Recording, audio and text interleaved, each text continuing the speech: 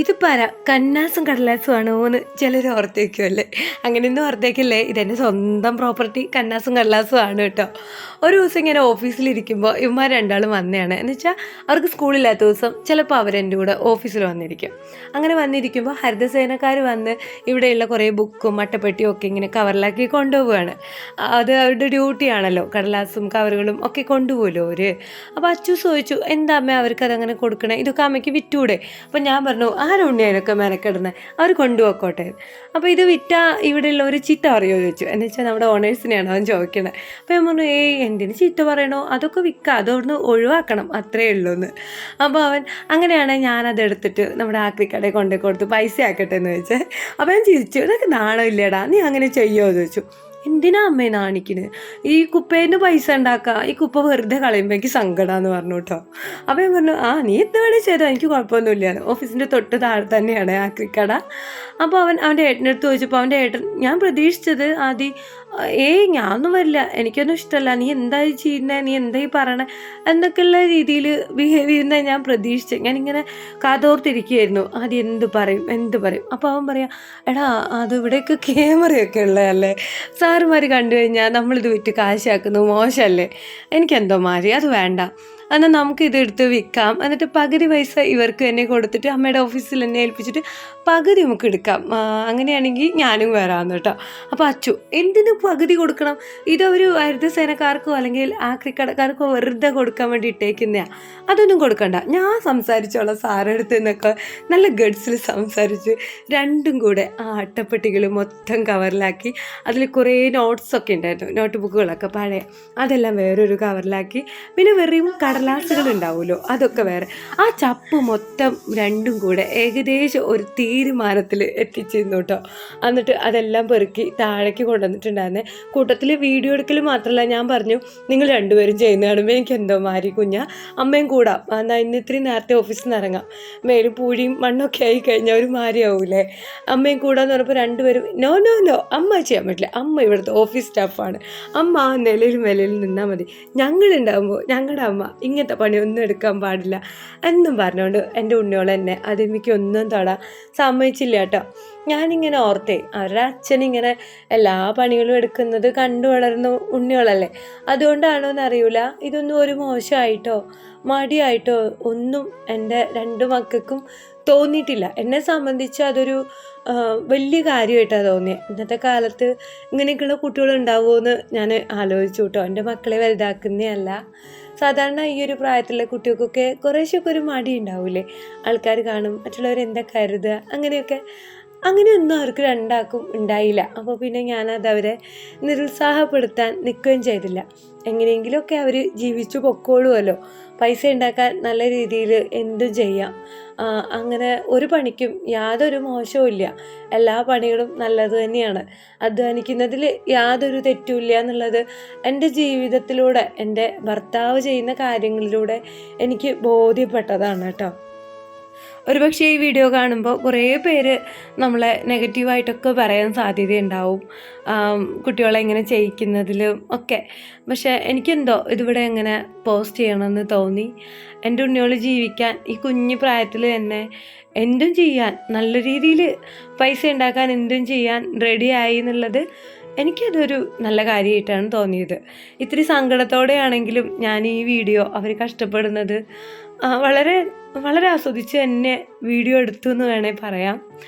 നാളെ മറ്റന്നാൾ അവരവരുടെ ജീവിതത്തിൽ അവരുടെ കുടുംബത്തെ എന്തൊക്കെ പ്രതിസന്ധികൾ വന്നാലും നല്ല രീതിയിൽ കഷ്ടപ്പെട്ട് നോക്കിക്കോളും, പോറ്റിക്കോളും അവരുടെ അച്ഛനെ പോലെ എന്നെനിക്ക് മനസ്സിലായിട്ടാ.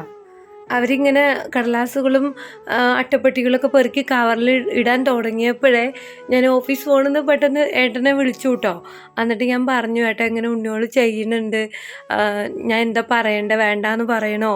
അപ്പോൾ എൻ്റെ അടുത്ത് പറഞ്ഞു, എന്തിനാ വേണ്ട പറയണത്, അവർക്ക് രണ്ടുപേർക്കും പറ്റുന്ന ഒതുങ്ങുന്ന പണിയാണെങ്കിൽ അവർ ചെയ്തോട്ടെ, അതിലൊന്നും മോശമില്ല, നീ അവരെ പിന്തിരിപ്പിക്കുകയൊന്നും ചെയ്യണ്ട, അവരായിട്ട് ഇങ്ങോട്ട് പറഞ്ഞല്ലേ, അത് ചെയ്തോട്ടെ, അതെൻ്റെ മക്കളല്ലേടി, ആയിട്ട് അങ്ങനെ ആവുള്ളൂ, അങ്ങനെ ചെയ്യുള്ളൂ, എൻ്റെ കഷ്ടപ്പാട് കണ്ടിട്ടല്ലേ അവർ വളരണേ, അപ്പോൾ നീ ഒന്നും പറയണ്ട എന്ന് പറഞ്ഞു. എനിക്ക് സങ്കടം തോന്നി അങ്ങനെ പറഞ്ഞപ്പോൾ.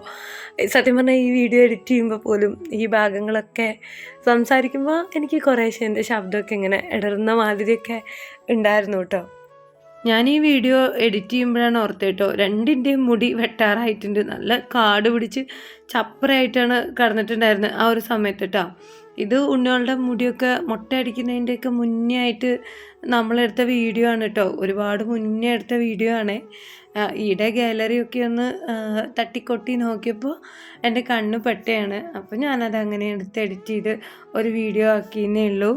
ആദ്യം എൻ്റെ അടുത്ത് പറയാം കേട്ടോ, അമ്മ വീഡിയോ എടുത്ത് പോസ്റ്റ് ചെയ്യാൻ നിൽക്കുകയാണോ? അങ്ങനെയാണ് എൻ്റെ അടുത്തൊന്ന് മുന്നേ കൂട്ടി പറയണം. ചെക്കന്മാരെന്നെ ആക്രിയാദിയെന്നൊക്കെ വിളിക്കുമ്പോൾ തിരിച്ച് റിപ്ലൈ കൊടുക്കാൻ എന്തെങ്കിലുമൊക്കെ ഒരു ഡയലോഗ് പഠിച്ചു വെക്കണമല്ലോ, അതിന് വേണ്ടിയിട്ടാണ് കേട്ടോ. അല്ലാണ്ട് ഉണ്ടാവില്ലേ, ഞങ്ങളിങ്ങനെ കടലാസും ചപ്പും ഒക്കെ പെറുക്കി വിൽക്കുവാണ്, അപ്പോൾ ഇതെല്ലാം കണ്ടു കഴിഞ്ഞാൽ എൻ്റെ കൂട്ടുകാരൊക്കെ കളിയാക്കും, അതുകൊണ്ട് അമ്മ ഇതൊന്നും പോസ്റ്റാക്കരുത്, അങ്ങനെ പോലും എൻ്റെ ആദിത്യനടക്കം പറഞ്ഞില്ല കേട്ടോ.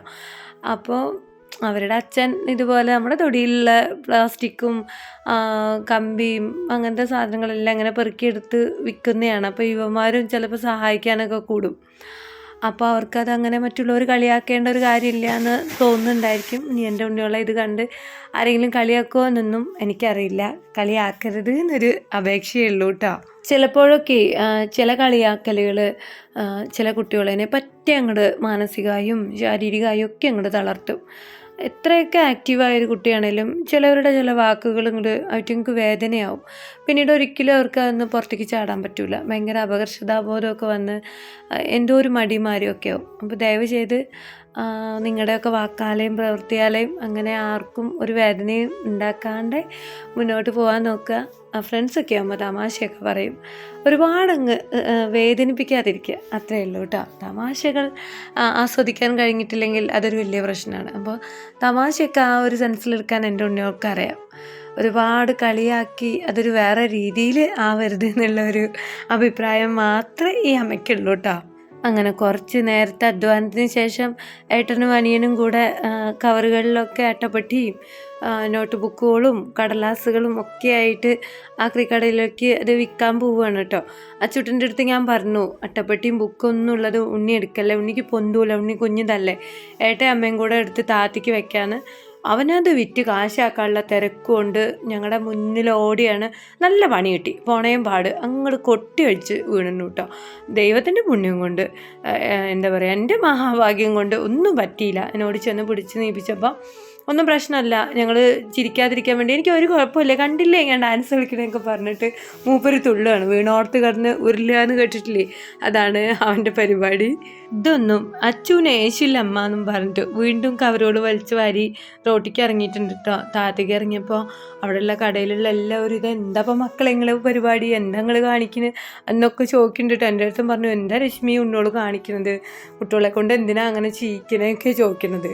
അവനങ്ങനെയാണല്ലോ, ആരും കാര്യങ്ങളൊന്നും അറിയില്ല, പക്ഷെ തെറ്റിദ്ധരിക്കാൻ എളുപ്പമുണ്ട്.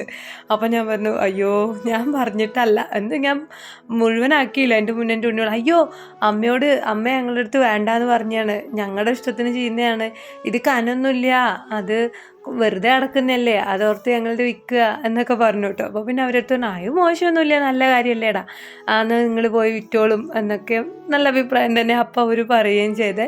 അങ്ങനെ എൻ്റെ കുട്ടി കടലാസും കൂടി കിട്ടിയ കവറുകളെല്ലാം മാന്തിക്കൂട്ടിയിട്ട് ആക്രിക്കടയിലേക്ക് ഓടുകയാണ് കേട്ടോ.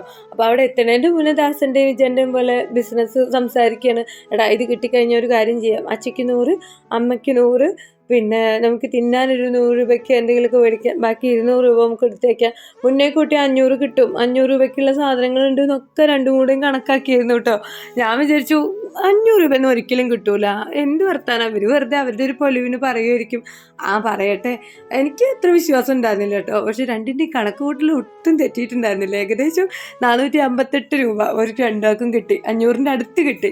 അപ്പം ഞാൻ ആ 458നെ റൗണ്ടാക്കി 500 ആക്കി അങ്ങോട്ട് കൊടുത്തു കേട്ടോ. കിട്ടിയ പാട് സാറിനെ വിളിച്ച് പറഞ്ഞു കേട്ടോ, എത്രയും രൂപ കിട്ടിയിട്ടുണ്ട്, ഞങ്ങളതിന് കുറച്ച് എടുക്കട്ടെ എന്നുള്ള രീതിക്ക് ചോദിച്ചു. അപ്പോൾ സാറ് പറഞ്ഞു, കുറച്ചല്ല, ആ മുഴുക്ക നിങ്ങളെടുത്താൽ നിങ്ങൾ രണ്ടാളും മിടുക്കന്മാരാണ്, അങ്ങനെ ചെയ്തുല്ലോ, രണ്ടാളും കൂടി അങ്ങോട്ട് ഷെയറാക്കി എന്തെങ്കിലുമൊക്കെ വാങ്ങിച്ചൊക്കെ പറഞ്ഞു. അങ്ങനെ കിട്ടിയ പൈസ എങ്ങനെയൊക്കെ വിനിയോഗിക്കണം എന്നുള്ള പ്ലാനിങ്ങിലാണ് എൻ്റെ കണ്ണാസും കടലാസും.